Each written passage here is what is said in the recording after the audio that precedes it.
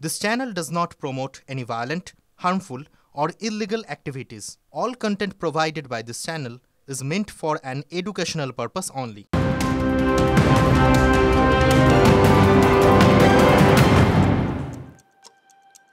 নমস্কার, দেখছেন টিভি9 বাংলা। বেঙ্গল ব্রেকিং নিয়ে আপনাদের সঙ্গে অনির্বাণ আর আমার সঙ্গে শুভজিৎ। অনির্বাণ, আমরা দেখছিলাম যে 4 তারিখ থেকে যখন কাজ শুরু হয়েছে আর কি এসআইআর এর কাজ, তখন আমরা দেখেছি যে বিভিন্ন সময় বিভিন্ন জায়গায় বিএলওরা বিক্ষোভ দেখিয়েছেন। কখনো তারা নজরুল মঞ্চে বিক্ষোভ দেখিয়েছেন, কখনো তারা দুর্গাপুরে বিক্ষোভ দেখিয়েছেন, আর এবার তারা বিক্ষোভ দেখালেন শিলিগুড়িতে। যখন ভেতরে প্রশিক্ষণ চলছে তখন বিএলওরা বাইরে বেরিয়ে এলেন, তারা বিক্ষোভ দেখালেন। তারা বলছেন ওই যে ডেটা এন্ট্রির কাজ, সেই কাজ এই অল্প কদিনে তাদের পক্ষে করে ওঠা সম্ভব হবে না। পাশাপাশি নির্বাচন কমিশনের তরফ থেকে একটা বার্তা দেওয়া হয়েছে। অক্লান্ত পরিশ্রম করে আমরা সবাই অসুস্থ, তারপর হঠাৎ করে এই মোবাইল বেসড কাজ কারো পক্ষে সম্ভব না। আমাদের কাজ শুধু ডিস্ট্রিবিউট করা আর কালেকশন করা, সেটা আমরা করে দেব। এরপর ডিজিটাইজেশনের কাজের জন্য ওনারা বুঝে যাবেন ওনারা কি করবেন। এইভাবে তো চাপ দিলে চলবে না। ট্রেনিং নেব না, আমরা ডিসিশন কাজ করব না। না না ঠিক আছে, আপনি আমার নাচে খাওয়া আমার ফ্যামিলি লাইফ শেষ হয়ে গেছে। আমি কালকে ভাবছিলাম যে আমি গলায় দড়ি দিয়ে চলে যাব। তাই ফের বিক্ষোভে নামলেন বিএলওরা। এবার ঘটনাস্থল শিলিগুড়ি। ভিতরে হাতে গোনা কিছু সিটে বসে আছেন সুপারভাইজাররা, প্রশিক্ষণ চলছে, আর বাইরে তখন বিএলওরা ব্যাপক বিক্ষোভ দেখাচ্ছেন। তারা বলছেন প্রতিদিন তাদেরকে ডেকে আনা হচ্ছে, কমিশনের তরফ থেকে নির্দেশিকার নামে তাদেরকে নানা কাজ চাপিয়ে দেওয়া হচ্ছে, যা বাস্তবে তাদের পক্ষে সম্ভব না। এবং বাইরে তারা স্লোগান দিচ্ছেন, ভিতরে অবশ্য প্রশিক্ষণ চলছে। বিএলওদের দাবি তারা কোনোভাবেই মোবাইলে ভোটারদের ডেটা এন্ট্রির কাজ করবেন না। বিএলওর সাথে কোনো কথা নাই, কাজটা কে উঠাবে? বিএলওরাই তো উঠাবে। যার ডিমান্ড আছে তাদেরটা শুনে নিতে কি অসুবিধা আছে? এখন এই ট্রেনিংয়ে ওনারা বলছেন যে এখন ডিজিটাইজেশনের কাজটাও, ডাটা এন্ট্রির কাজটাও আমাদেরকে দিয়ে করাবে।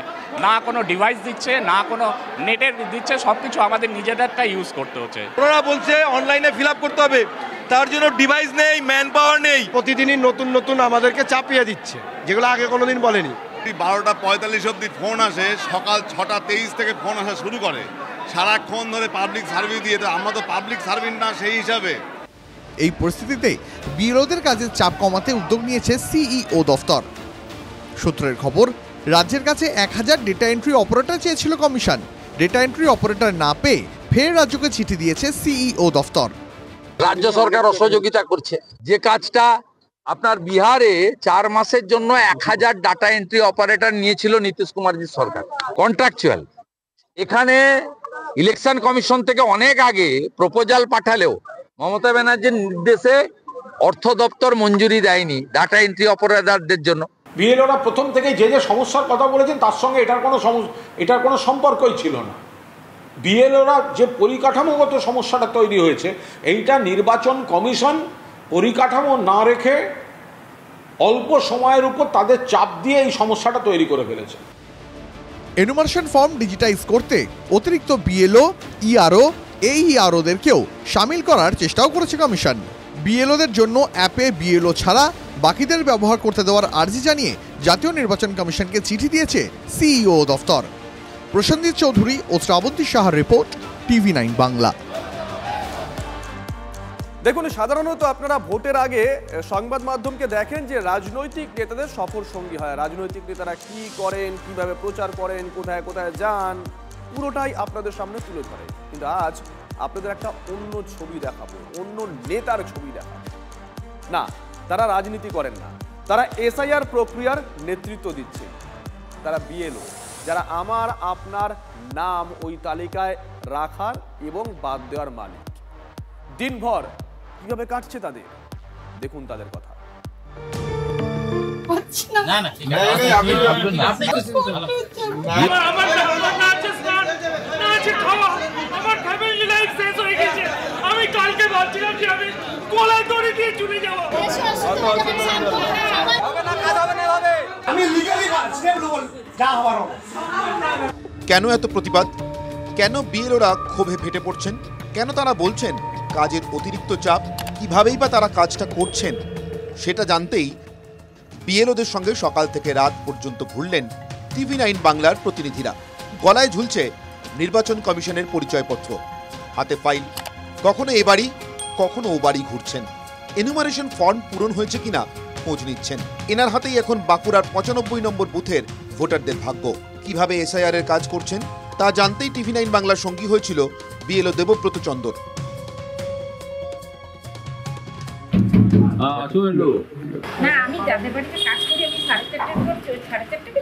অফিসাররা এসেছিলেন, আমাদের সব চেক করলেন, যেগুলো ভুল ভ্রান্তি আছে সেগুলো ওনারা ঠিক করার জন্য চেষ্টা করছেন। দেখে নেন, আমি তো আমরা ছিলাম না, আপনারা ফর্ম দিয়ে গেছেন, তাহলে এটা হিয়ারিং আমারটা মানে সঙ্গে আছে, এটা ঠিক আছে। বাঁকুড়া 7 নম্বর ওয়ার্ডের 9 নম্বর বুথের যিনি বিএলও দেবব্রত চন্দ, তিনি সকাল সকাল BLA 2 যারা রয়েছেন বিভিন্ন রাজনৈতিক দলের, সেই BLA 2দের নিয়ে বেরিয়ে পড়েছেন। ফর্ম ঠিকঠাক মতো ফিল আপ হচ্ছে কিনা, যারা ভোটার রয়েছেন তারা ঠিক মতো ফিল আপ করতে পারছেন কিনা, যে সমস্ত তথ্য প্রয়োজন সেই তথ্যগুলো ঠিকমতো তারা দিতে পারছেন কিনা, সেই বিষয়টা যেমন তিনি সকাল থেকে খতিয়ে দেখছেন। সময় নিয়ে করতে হচ্ছে আর কি, তার মধ্যে এগুলো তো সমাজের কাজ, যেগুলো করতেই হয়। মেদিনীপুর বিধানসভা কেন্দ্রের 178 নম্বর বুথও বিএলওর সঙ্গে ঘুরে দেখলেন TV9 বাংলার প্রতিনিধি। বিএলওর নাম সৌম্যজিৎ মাইতি। সকাল সকাল দুটো ডাল ভাত খেয়ে ব্যাগ কাঁধে বাইকে করে রওনা দিয়েছেন। সকালে বেরাই একটু, ওই 7টার দিকে বেরাই, 7টা ঠিক নয়, 7টা 7টার মধ্যে বেরাই, 1 ঘন্টা 1.5 ঘন্টা কাজ করি, তারপর ফিরে আসি, আবার স্কুলে যাই, আর স্কুল থেকে একটু আর্লি বেরাই, এসে টিফিন করে আবার একটু কোথা থেকে রেখে রেখেছে দারুণভাবে কাজ করছেন এবং সব রকম ভাবে রেসপন্স করছেন, সব কোয়ারির উত্তর একদম সঠিকভাবে পাচ্ছি। এবারে ওই 2002 লিস্টে ওই বাবার যে কার্ডে যার নাম উল্লেখ ছিল সেইটা এখানে আত্মীয়র নাম হবে। সকাল থেকে কিভাবে কাজের মধ্যে দিয়ে চলছে তার দৈনন্দিন ধারাবাহিকতা এই বিএলও হিসাবে নিয়োগের পর থেকে, সেটাই তুলে ধরার চেষ্টা করলাম। হীরক মুখোপাধ্যায় ও দেবব্রত সরকারের রিপোর্ট, TV9 বাংলা।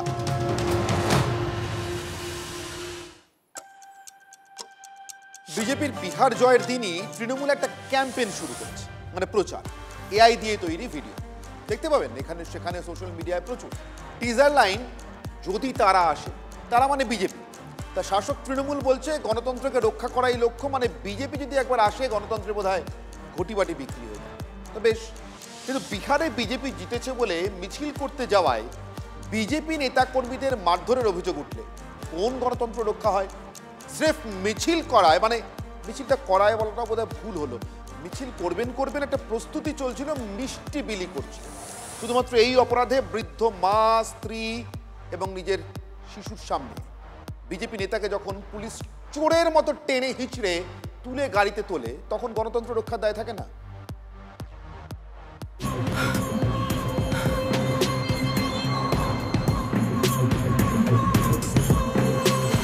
যদি তারা আসে তাহলে কি এরকম হয়? বিহার জয়ের আনন্দে মিছিল বার করতে চাইলে এরকম হয়।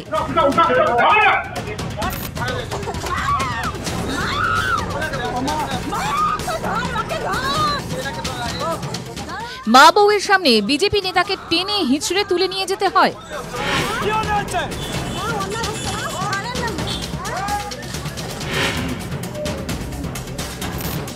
এভাবে মেরে মাথা ফাটিয়ে দিতে হয়। গণতন্ত্র রক্ষার ডাক দিয়ে বিরোধী পক্ষকে এভাবে রক্তাক্ত করতে হয়। কোচবিহার জেলা বিজেপি সম্পাদক অজয় রায় বিহারে বিজেপি জিতবার পর সন্ধ্যায় বাড়ির সামনে মিষ্টি বিলোচ্ছিলেন। মিছিলের প্রস্তুতি চলছিল, হঠাৎ হাজির পুলিশ।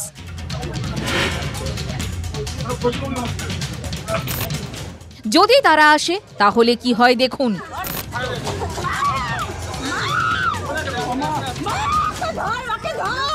এত পুলিশের দৌরাত্ম কিসের? ওদের গায়ে যে বর্দিটা আছে ওরা জানে সেই বর্দিটার কোনো মাহাত্ম রাখতে পারে না। আয়নার সামনে গিয়ে কিভাবে দাঁড়ায় ওরা? এখানে আমার বাড়িতে আমি এখানে আসি, এখানে আমাদের আজকে লোকজন আনন্দ করবে, এটা কি অন্যায় নাকি? দিনহাটা থানার পুলিশের যুক্তি, মিছিলের জন্য আগাম অনুমতি নেওয়া হয়নি, অশান্তির আশঙ্কা ছিল, তাই পদক্ষেপ। কর্তব্যরত পুলিশের কাজে বাধা দানের অভিযোগে মামলা রুজু করা হয়েছে ওই বিজেপি নেতার বিরুদ্ধে। অনৈতিক ধরপাকড়ের অভিযোগে এদিন কোচবিহার জেলা পুলিশ সুপারের দফতরের সামনেই বিক্ষোভ দেখায় বিজেপি। 4 বিধায়ক উপস্থিত ছিলেন। পুলিশ কার্যকর্তা যে তৃণমূলের নেতাদের অঙ্গলনে চলছে তা আজকে পরিষ্কার হয়ে গেছে। ভারতীয় জনতা পার্টি পথে নামবে, তারপরে দেখা যাবে। একই রকমভাবে শীতলকুচিতেও বিজেপির মিছিলে হামলার অভিযোগ উঠেছে তৃণমূলের বিরুদ্ধে। শুক্রবার রাতে ডায়মন্ড হারবারের স্টেশন বাজারে লাড্ডু বিলি করছিলেন বিজেপি নেতাকর্মীরা। হঠাৎ তৃণমূল হামলা চালায় বলে অভিযোগ। বিজেপির 2 মণ্ডল সভাপতি সহ 7 জন আহত হন। এই ছবি এক্স হ্যান্ডেলে পোস্ট করেছেন কেন্দ্রীয় শিক্ষা প্রতিমন্ত্রী ও বালুরঘাটের বিজেপি সাংসদ সুকান্ত মজুমদার। ডায়মন্ড হারবারের তৃণমূল সাংসদ অভিষেক বন্দ্যোপাধ্যায়কে এক্স হ্যান্ডেলে ট্যাগ করে তাঁর হুঁশিয়ারি, বিজেপি কার্যকর্তাদের উপর প্রতিটি নিপীড়ন, প্রতিটি আঘাতের বদলা নেওয়া হবে। যে লোকসভাতে অভিষেক বন্দ্যোপাধ্যায় চুরি করে 7 লক্ষ ভোটে জেতে, সেই লোকসভাতে যদি বিজেপির কর্মীদেরকে মারতে হয়, তার মানে কি বিজেপির মধ্যে দম আছে তাই মারছে? প্রত্যেকটা রক্তবিন্দুর হিসেব আমরা নেব, একজনও বাদ যাবে না। বিএলএ পায় না যে দল, বুথের এজেন্ট পায় না বড় বড় কথা বলতে এসছে, বিএলএ পায় না বলে নোটিশ করাতে হচ্ছে, কেন্দ্রীয় নির্বাচন কমিশনকে দিয়ে বেপাড়ার লোককে আনা যাবে, তাদের আবার কথা। বিক্ষিপ্ত কিছু ঘটনা বাদে রক্তপাতহীন ভোট হয়েছে বিহারে, কিন্তু বাংলা কি পারবে? যেভাবে কথায় কথায় হাত পা ছুটছে, বিরোধী শিবিরের রক্ত ঝরছে, তাতে একটাই প্রশ্ন ওঠে, রক্তপাতহীন নির্বিঘ্ন ভোট কি স্বপ্নই হয়ে থেকে যাবে আমাদের বাংলায়? সুমন কল্যাণ ভদ্র, শুভেন্দু হালদারের রিপোর্ট, TV9 বাংলা। এক জায়গায় উপলক্ষ বিজয় মিছিল, ফল মিছিল শুরুর আগেই মানে মিছিলটা চোখে দেখতে পাওয়ার আগে টেনে হিঁচড়ে নিয়ে যাওয়া হলো বিজেপি নেতাকে। দেখালাম আপনাদের। দ্বিতীয় জায়গায় উপলক্ষ বিরসা মুন্ডার জন্মদিবস পালন, ফল বিজেপির মঞ্চ কাপড় দিয়ে ঢেকে দেওয়া হলো। বিরক্ত পদ্ম শিবিরের নেতারা বলছেন এসব তৃণমূলের আপ্যায়নের নমুনা। দিনহাটা থেকে মালদা বিজেপির প্রশ্ন, এটাই কি গণতান্ত্রিক পরিবেশ? তৃণমূলের দাবি বাজারের গন্ডগোল নিয়ে নাকি বাজার গরম করতে নেমেছে বিজেপি।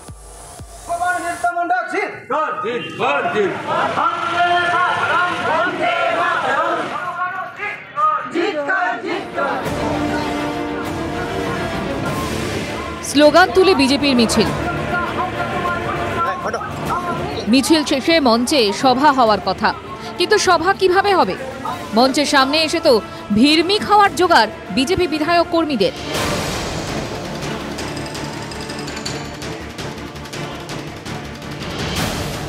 গেরুয়া মঞ্চ যে নীল ত্রিপল দিয়ে ঢাকা। বিরোধী দলের সভায় এবার ব্যাঘাত মালদার হবিবপুরে। এগুলো মিথ্যা কথা, কারণ কারা কোথায় কী করলো সেটা আমরা তো সবার দায়িত্ব নিয়ে বসে নাই না। মার্কেট কমিটির পারমিশন নিয়েছে কি না নিয়েছে সেই বিষয়ে আমরা তো অবগত নয়। বিজেপির মঞ্চ ঢাকার অভিযোগ তৃণমূলের বিরুদ্ধে। বিরসা মুন্ডার জন্ম সার্ধশতবর্ষে দিনটাকে জনজাতি গৌরব দিবস হিসেবে পালন বিজেপি।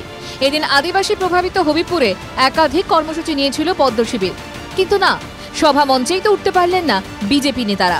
হবিবপুরের 27% আদিবাসী ভোট, রাজ্যে 3 দফায় ক্ষমতায় থাকলেও এই আসনে কখনো জেতেনি তৃণমূল। 2019 থেকে হবিবপুর বিজেপির দখলে। সেই ধারা বজায় রেখে গত লোকসভা ভোটেও হবিবপুর থেকে প্রায় 37,000 ভোটের লিড পায় বিজেপি। দলের শক্ত ঘাঁটিতে তৃণমূলের ব্যারিকেডে বিজেপি।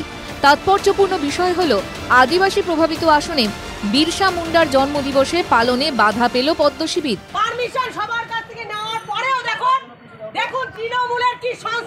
তৃণমূলা বর্বরে যেতুরা তারা আজকে এখানে বন্ধ করে রেখে দিয়েছে। কতদিন বন্ধ করে রাখতে পারবে? এরা বলছে যে এখানে করা হবে না, মিটিং করা হবে না, আদিবাসীর কথা বলা যাবে না। কতদিন ধামাচাপা করা যাবে? আদিবাসীদেরকে কতদিন ধামাচাপা করা যাবে? মঞ্চে সভা করতে না পারলেও শেষমেশ বিরসা মুন্ডার মূর্তিতে মালা দিয়ে অনুষ্ঠান শেষ করে বিজেপি। আদিবাসীদের কাছে যিনি ভগবান তুল্য, সেই বিরসা মুন্ডার জন্মদিন উপলক্ষে বাধা কি আদিবাসী আবেগে আঘাত হানবে? প্রশ্ন কিন্তু থেকেই যাচ্ছে। মালদা থেকে শুভতোষ ভট্টাচার্যের রিপোর্ট, TV9 বাংলা। এদিকে প্রায় 1 যুগের অবসান, ফের আমঘাটা থেকে কৃষ্ণনগর পর্যন্ত চলবে ট্রেন। এবার ছোট লাইনে নয়, ব্রড গেজে ছুটবে আরো গতিতে। কিন্তু নবদ্বীপ ঘাট পর্যন্ত কাজ এখনো বাকি আছে। কেন দেরি হচ্ছে, কবে শেষ হবে, দেখুন প্রতিবেদন। রেলপথে এবার আরো কাছে মায়াপুর। দীর্ঘ প্রতীক্ষার পর নতুন করে রেলপথে জুড়ল নদিয়ার আমঘাটা হল্ট। এবার ন্যারো গেজের বদলে ট্রেন ছুটবে ব্রড গেজ লাইন দিয়ে। সোমবার থেকেই কৃষ্ণনগর থেকে আমঘাটা হল্ট পর্যন্ত চলবে 3 জোড়া লোকাল ট্রেন। মমতা বন্দ্যোপাধ্যায় রেলমন্ত্রী থাকার সময় এই ন্যারোগেজ রেলপথ পরিবর্তন করে ব্রডগেজের জন্য অনুমোদন দেওয়া হয়। কৃষ্ণনগর থেকে নবদ্বীপ ঘাট পর্যন্ত প্রায় 12.4 কিলোমিটার রাস্তায় ব্রডগেজ লাইন পাতার কাজ শুরু হয়, কিন্তু জমি জটে আটকে যায় সেই কাজ। অবশেষে 8 কিলোমিটার কাজ শেষ হয়েছে। শান্তিপুর থেকে কৃষ্ণনগর ভায়া নবদ্বীপ ঘাট সেই রেল প্রজেক্ট 2010 সালে বন্ধ হয়ে যায়।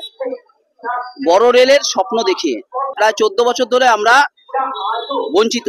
শুধুমাত্র এই রেলটা হচ্ছে মানে মায়াপুর এবং নবদ্বীপের সংযোগস্থল এবং এর গুরুত্ব অপরিসীম।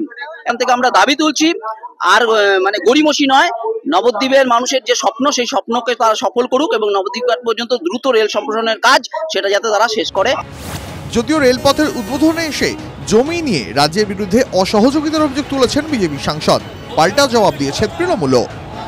জানি না তার মানসিকতা কি আছে। আমি রেলমন্ত্রী থাকলে কাজ হবে, থাকার পর আমি সেই কাজে নিজের কাজের বিরোধিতা করব, এটা কখনো সুস্থ মানসিকতার পরিচয় নয়। তিনি রেল লাইন পাস করেছিলেন, দুর্ভাগ্য দেখা যাচ্ছে এখন তিনিই বাধা সৃষ্টি করছেন। উনি তো কথা দিয়েছিলেন শান্তিপুরের মানুষের কাছে, রেলযাত্রী অ্যাসোসিয়েশন যারা আছে তাদের কাছে, যে শান্তিপুর দিয়ে হবে। শান্তিপুরটা তো উনি করাতে পারলেন না। আর এই প্রকল্প মাননীয় মুখ্যমন্ত্রী করেছিলেন 2009 সালে যখন রেলমন্ত্রী ছিলেন। আজব গল্প দিয়ে তো লাভ নেই। কটা চিঠি রেল মন্ত্রক দিয়েছে রাজ্য সরকারকে দেখাতে পারবেন যে জমি দিচ্ছে না, অসহযোগিতা করছে? রাজনৈতিক চাকচিতা চলছেই, কিন্তু জট কাটিয়ে নবদ্বীপ ঘাট পর্যন্ত বড় ট্রেনের চাকা গড়াবে কবে? মহাদেব কুণ্ডুর রিপোর্ট, TV9 বাংলা। বোমার স্তূপে মুর্শিদাবাদ, বোমা উদ্ধারের টক্কর 2 পুলিশ জেলার। জঙ্গিপুর পুলিশ জেলার 3 জায়গা থেকে উদ্ধার হয়েছে বোমা। রঘুনাথগঞ্জের সেকেন্দ্রায় লিচু বাগান থেকে প্লাস্টিকের ড্রাম ভর্তি তাজা বোমা উদ্ধার হয়। শামসেরগঞ্জে পূর্ব দেবীদাসপুরে আমবাগান থেকে ব্যাগ ভর্তি তাজা বোমা উদ্ধার হয়। আর সুতি থানার অন্তর্গত লক্ষ্মীপুর পঞ্চায়েতের চাঁদবাড়ি এলাকা থেকে উদ্ধার হচ্ছে আরও 3টি বালতি ভর্তি তাজা বোমা। অন্যদিকে মুর্শিদাবাদ পুলিশ জেলায় বড়োয়ায় 50-এরও বেশি তাজা বোমা উদ্ধার হয়েছে। আপনারা জানেন অতি সম্প্রতি মুর্শিদাবাদ পুলিশ জেলার তরফ থেকে একটা টোল ফ্রি নাম্বার চালু করা হয়েছে। বলা হয়েছে যে কেউ ওই নাম্বারে ফোন করে বোমার হদিশ দিতে পারেন। আর তারপর থেকেই 2 সপ্তাহে প্রায় 1,500 তাজা বোমা উদ্ধার হয়েছে। 28টি মামলা রুজু করে 20 জনকে ইতিমধ্যেই গ্রেপ্তার করেছে পুলিশ। শুভজিৎ, এই আবহে অর্থাৎ SIR আবহে বিশেষ করে CA এর মাধ্যমে নাগরিকত্ব পাওয়া না পাওয়া এটা আবার নতুন করে উঠে এসেছে এবং এটি একটা অনিশ্চয়তা দোলাচল কাজ করছে। ঠিক সেটাকেই যদি কেউ টোপ হিসেবে ব্যবহার করে, নাগরিকত্বের টোপ, আর তার জন্য দিতে হচ্ছে গোছা গোছা নোট, এইসবের জন্য রেড চার্টও নাকি আছে। CA ক্যাম্পেন নামে দেদার টাকা তোলার অভিযোগ এবার দক্ষিণ 24 পরগনার বাসন্তীতে। যারা শিবির চালাচ্ছেন টাকা নেওয়ার কথা তারা মেনে নিয়েই বলছেন কিছু পেলে তো কিছু দিতেই হবে। 500 টাকা ওদের হাতে দিয়ে বললো নোটারি করতে হবে। 500 টাকা নিচ্ছে তো প্রত্যেক রাতে নিচ্ছে। কেন, কি জন্য নিচ্ছে, কি জন্য নিচ্ছে সেটা আমি বলতে পারবো না। কারো থেকে 1000, কারো থেকে 1200, যার কাছ থেকে যা মেলে তাই কার্যত লুটে নেওয়া হচ্ছে নাগরিকত্বের অভয় বাণী দিয়ে। বাংলাদেশ সীমান্ত ঘেঁষা দক্ষিণ 24 পরগনার বাসন্তীতে এভাবেই চলছে CAA ক্যাম্প। বাংলাদেশ থেকে যারা শরণার্থী হিসাবে বাংলা এসেছেন, CAA এর মাধ্যমে তাদের নাগরিকত্বের জন্য বিজেপি অনেক দিন ধরেই তৎপর। বাংলা SIR শুরু হওয়ায় তৎপরতা আরও বেড়েছে। প্রত্যেক বিধানসভা কেন্দ্রে বিজেপি CAA সহায়তা শিবিরও খুলতে শুরু করেছে। হাওয়া বুঝে বেশ কিছু জায়গায় হিন্দুত্ববাদী নাম নিয়ে কয়েকটি সংগঠন CAA ক্যাম্প খুলেছে। তেমনই একটি বাসন্তীর উত্তর মোকামবেড়িয়ার পালবাড়ি, যেখানে যাচ্ছেন মূলত ওপার বাংলা থেকে আসা লোকজন। আবেদনকারীদের দাবি নাগরিকত্বের নামে ইচ্ছে মতো টাকা নেওয়া হচ্ছে। ঠিক করার কারণটা বলতে যে হচ্ছে এরপরে এনআরসি টেনার্সি যদি হয় তো পরে কোনো তোমাদের হচ্ছে তুলে দিতে পারবে না। এই সিএটা করা থাকলে ওইটা দেখালে তোমাদের কোনো অসুবিধা হবে না। 500 টাকা ওদের হাতে দিয়ে বললো নোটারি করতে হবে এবং হাইকোর্ট সুপ্রিম কোর্ট থেকে অর্ডার করে দিয়েছে। মোটা টাকা নিয়ে সার্টিফিকেটের অভিযোগ, এই সুযোগে আয়োজকদের চেপে ধরেছে তৃণমূল। অবৈধভাবে বেআইনিভাবে মানুষকে ভুল বুঝিয়ে মোটা টাকার বিনিময়ে CA ক্যাম্প করছে। আমি এর বিরুদ্ধে প্রতিবাদ করছি, প্রশাসনকে জানাচ্ছি অবিলম্বে প্রয়োজনীয় ব্যবস্থা গ্রহণ করতে। বাসন্তী থানা থেকে কয়েক কিলোমিটার দূরে চলছে CAA ক্যাম্প। টাকা তোলার অভিযোগে প্রশাসনের কাছে নালিশও জানিয়েছে শাসক দল। টাকা নেওয়ার কথা অবশ্য অস্বীকার করেননি শিবিরের আয়োজকরা। তাদের সাফাইও তৈরি। 1000-1200 টাকার গল্পটা অনেক জায়গায় অনেক বেশি বেশি গল্প বলছে। আমরা কেবলমাত্র সেন্টারটা চালাবার জন্য যে একটা খরচা লাগে সেই খরচাটুকু আমরা নিচ্ছি। বাসন্তীর ঝড়খালি অঞ্চলে 30% বেশি মতুয়া ভোটার রয়েছেন। তাদেরই একটা অংশ এসআইআর শুরু হওয়ায় বেজায় চিন্তায়। সেই সুযোগে নাগরিকত্বের গাজর ঝুলিয়ে সিএএ এর নামে চলছে ব্যবসা। দক্ষিণ 24 পরগনা থেকে অভিজ্ঞান নস্করের রিপোর্ট, TV9 বাংলা। লণ্ঠন নিভিয়ে হাত গুটিয়ে বিহারবাসী দুহাত ভরে এনডিএর পাশে দাঁড়িয়েছে। এ তো সবার জানা। এতক্ষণ বাংলার জন্য বিহারে ভোট নিয়ে উতলা হওয়ার কোনো কারণ আছে কি? কারণ উত্তর দিনাজপুর বা মালদা থেকে বাঁদিকে বিহারের দিকে এগোলে লাইন দিয়ে যেসব বিধানসভা, তার বেশিরভাগেই জয়ী হয়েছে মিম। এবং যেসব আসনে সংখ্যালঘুরাই আসলে সংখ্যাগুরু, ভোট কাটুয়া নয়, মিমই এখন ওখানে শক্তি। তবে কি আরও উৎসাহ নিয়ে বিহার লাগোয়া বাংলার আসনগুলোতে এবার ঝাঁপাবে আসাদউদ্দিন ওয়েসির দল? তবে কি অতক্ষীম বঙ্গ? বিহারের বিধান মোদী নীতিশেই। মগধের মসনদে এনডিএর পঞ্চপাণ্ডব। তীরের বেগে বড় হচ্ছে পদ্মবন। বিহার তাই বাহারি।